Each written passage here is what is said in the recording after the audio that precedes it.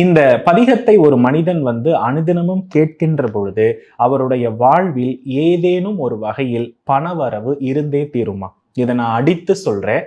இந்த பதிகத்தினுடைய மகிமையை எவர் ஒருவர் வெள்ளிக்கிழமை தோறும் சுக்கிர குரு சூரிய ஓரைகளில் அமர்ந்து ஒரு விளக்கின் முன்னாலோ அல்லது இறைவன் எந்த சிவாலயமாக இருந்தாலும் பரவாயில்லை, இறைவனுடைய பிரகாரத்திற்கு வரக்கூடிய இடங்கள் எல்லாம் இருக்கிறது இல்லையா, அந்த இடத்தில் அமைதியாக அமர்ந்து படித்தாலும் சரி, அல்லது வில்வ மரத்தடி ஆற்றங்கரை இந்த மாதிரியான இடங்களில் வாய் விட்டு சூரியனை பார்த்து இந்த பதிகத்தை படித்தாலும் அவருக்கு பண வரவு என்பது உறுதியாக இருக்குமா? அதாவது இந்த பதிகத்தை பாடி வந்த பணவரவு இருக்கு தெரியுமா, இந்த பணவரவு 8ஆம் பாவத்திற்கு செலவு படாது அப்படின்னு அர்த்தம். அது என்ன 8ஆம் பாவத்திற்கு செலவு படாதுன்னா, இந்த பதிகம் பாடி அவருக்கு ஒரு பண உதவி கிடைத்திருக்கும். அது ஒரு கடனாக கூட நம்ம எடுத்துக்கலாம்.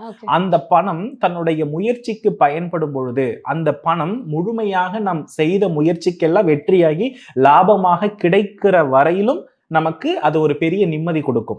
அந்த நிம்மதியை இந்த பதிகம் பாடி வந்த பணம் நமக்கு தரும். அப்போ அந்த பணம் ஒரு ஒரு உடல்நிலை பிரச்சனைக்கோ, அந்த பணம் திடீர் என்று வேற ஏதாவது விரைய செலவுகளுக்கோ, அந்த பணம் வேறு ஏதாவது ஒரு வழியில் இழப்பாகவோ இருக்காது. ஏன்னா இந்த இழப்புகள் எல்லாம் இருக்கிறதுனா 8ஆம் பாவம் வலுவா இருக்குன்னு அர்த்தம்.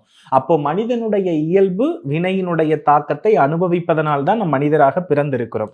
அப்போ அதை பாதுகாத்து நல்வழிப்படுத்தக்கூடிய அற்புதமான ஒரு பதிகம்.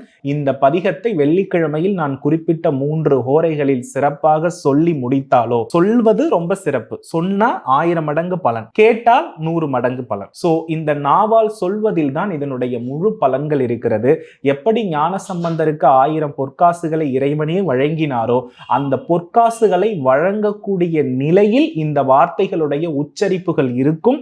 அதை உள்ளத்தால் மனதால் அதே சமயத்தில் இந்த உடல் முழுவதும் ஓரிடத்தில் இறைவனிடத்தில் ஒடுங்கி படிக்கும் பொழுது அதுதான் அதில் இருக்கக்கூடிய வெற்றி.